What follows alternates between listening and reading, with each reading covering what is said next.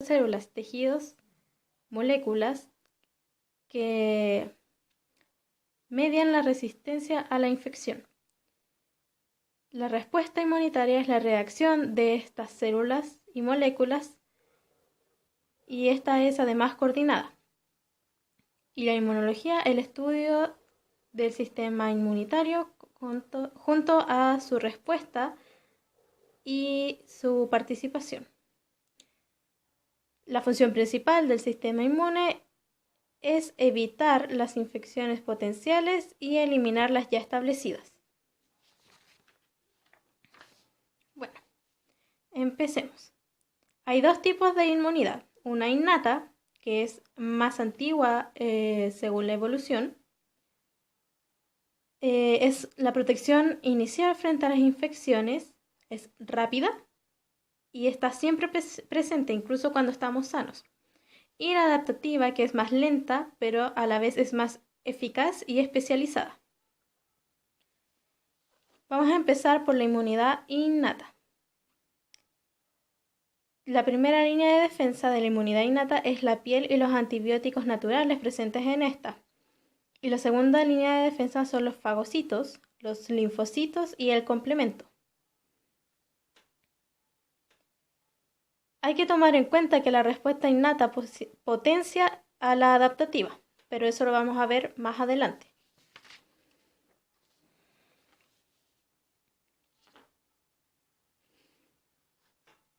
Los tipos principales de reacción de la inmunidad innata son la inflamación, que produce activación y acumulación de leucocitos, y la defensa antivírica con los natural killer como mediadores.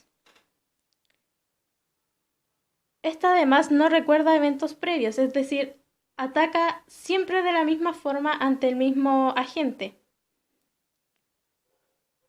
Cada componente de esta inmunidad puede reconocer muchas bacterias, virus u hongos, además de reconocer estructuras que comparten varias clases de estos microorganismos y que están presentes en las células y que no están presentes en las células del huésped, y que además para el patógeno son necesarias para la supervivencia. Estas son conocidas como PAMP, que son estas estructuras. Y también reconoce moléculas de las células dañadas o necrosadas, abreviado como DAMP según la sigla en inglés. Además tienen receptores idénticos todas las células, es decir, no van a tener, por ejemplo, dos neutrófilos no van a tener receptores distintos, van a ser todos iguales. Recordemos que estas no están especializadas. Son células que llegan a atacar en el momento. Bueno, dentro de los receptores más importantes tenemos los tipo TOL, TLR, que hay dos tipos. Uno para proteínas, lípidos y polisacáridos, que están en la superficie celular, y otro para ácidos nucleicos en los endosomas. La unión del TLR más su ligando activa factores de transcripción para expresar genes codificantes de proteínas implicadas en la función antimicrobiana. Estos factores de transcripción, los más importantes son el kappa beta, que potencia la expresión de citocinas y moléculas de adherencia endotelial, y reguladores de interferón, que tiene que ver con las citocinas antivíricas. Los receptores NOD detectan el DAMP y el PAMP en el citoplasma. Además, participan en la fagocitosis. De sus componentes tenemos los fagocitos, que son los neutrófilos y los monocitos, que después pasan a ser macrófagos. Los neutrófilos son polimorfonucleares y son los más abundantes en la sangre. Su producción es estimulada por las citocinas en la médula ósea y participan en la inflamación aguda. No proporcionan una defensa duradera, porque duran aproximadamente 3 días en la circulación. Participan ante infecciones bacterianas y micóticas y además llegan hacia la zona donde son requeridos por quimiotaxis. Es decir, debe haber una señal química para que ellos lleguen. Tenemos 2 métodos en los que ellos van a defender a nuestro organismo: la ingestión y la desgranulación. En la ingestión necesitamos primero la opsonización. La opsonización es un sistema prácticamente de marcaje, pero para esto debemos saber que las bacterias principalmente tienen una carga negativa que debe ser neutralizada por moléculas positivas. En este caso pueden ser lectinas de unión amanosa, anticuerpos o moléculas del complemento. Cuando el anticuerpo, en este caso, se une a los receptores del neutrófilo, en este caso CD32, estos desencadenan una reacción que va a llevar a la fagocitosis. El anticuerpo se une a este receptor por su cadena pesada o su porción constante.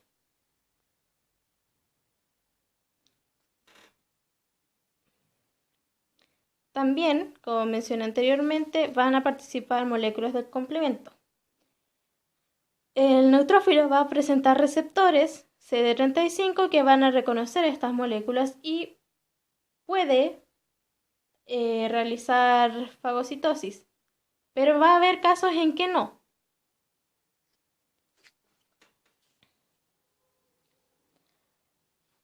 Bueno, cuando se realiza fagocitosis, lo que se va a hacer en la célula es que va a haber una endocitosis, se va a formar un endosoma, conocido como fagosoma, que luego va a ser unido al lisosoma para matar lo que está al interior, es decir, a la bacteria o aquel microbio que está haciéndonos daño.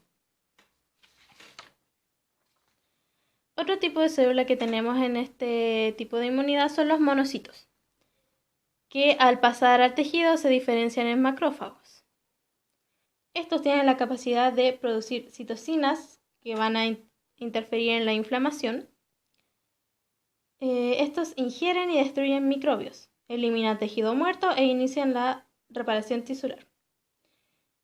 Para activarse tienen 2 vías.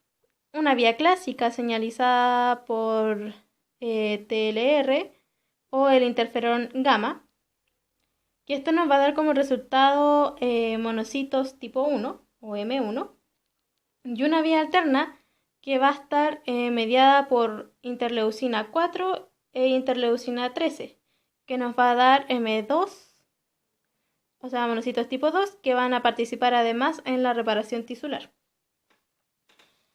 Tenemos además células dendríticas que producen citocinas e interaccionan con el linfocito T.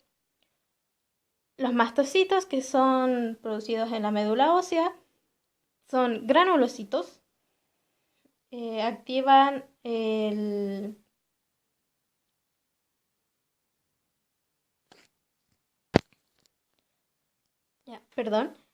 su activación depende de la unión de productos microbianos a los TLR y por un mecanismo independiente de anticuerpos, que es más especializado.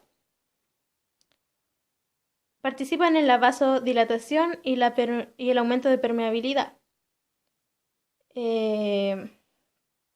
Además de que sintetizan y secretan mediadores lipídicos y citocinas. Las células linfocíticas innatas son linfocitos que producen citocina.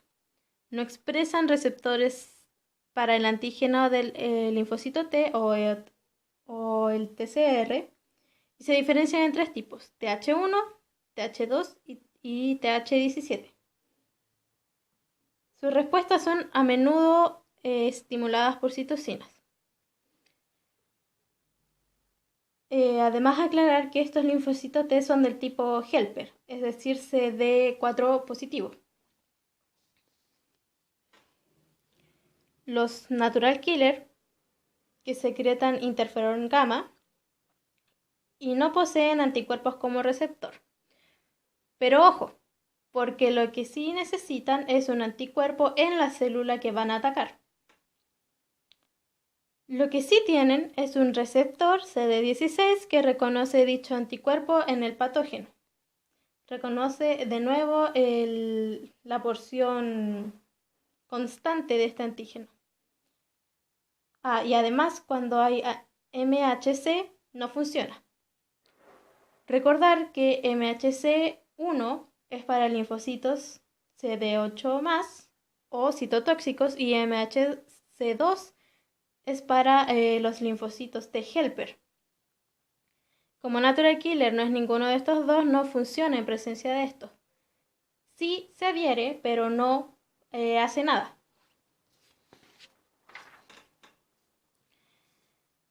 Y ahora vamos a hablar del sistema de complemento, que también forma parte de la inmunidad innata.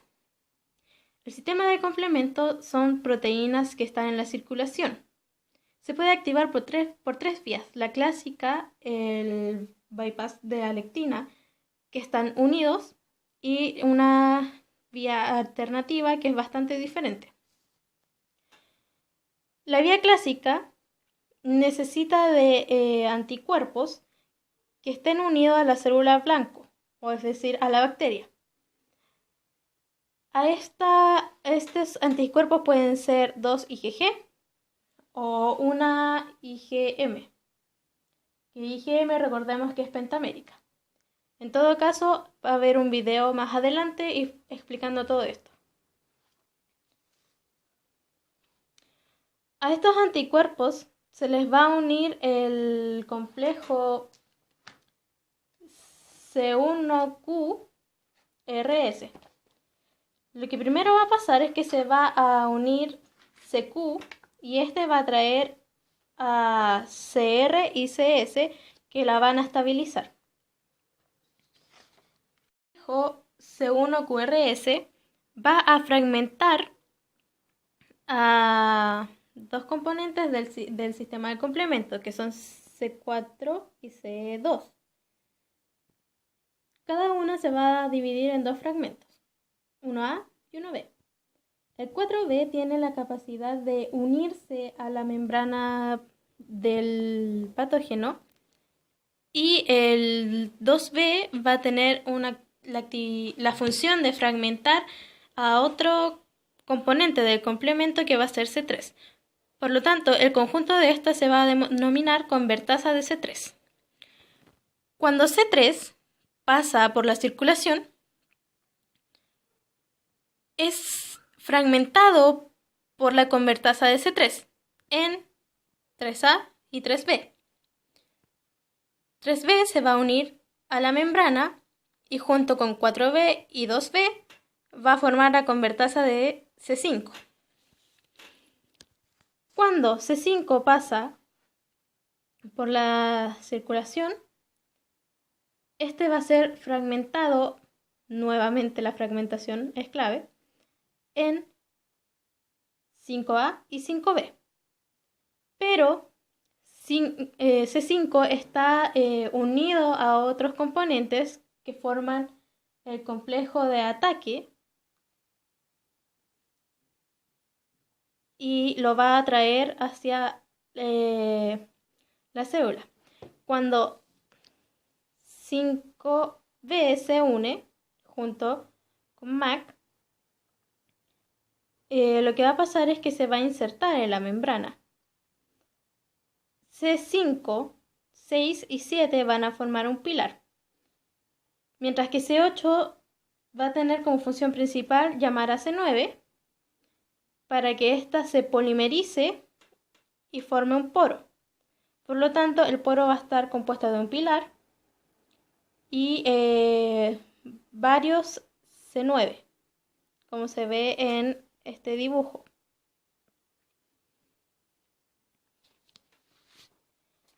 Ahora, la vía de la lectina funciona de manera similar. Sin embargo,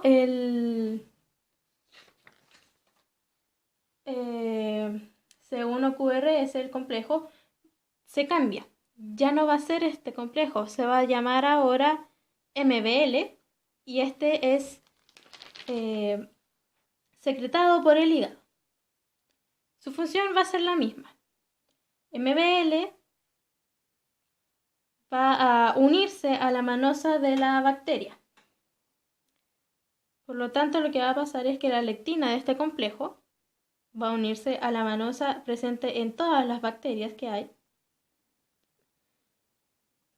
Y sus unidades catalíticas van a fragmentar a C4 y a C2, ocurriendo el mismo proceso explicado anteriormente. La vía alterna lo que va a hacer que cuando C3 pase por la circulación, este se va a fragmentar espontáneamente en C3A y C3B. C3B se va a insertar en la membrana y va a atraer al factor B. C3B y el factor B van a atraer al factor D. Este factor lo que va a hacer fragmentar al factor B en factor BA y en factor BB. La unión de C3B y el factor BB va a denominarse convertasa C3. Y la convertasa C3 lo que va a hacer es fragmentar a un C3, C3A y C3B. Recordemos que C3B va a unirse a la membrana.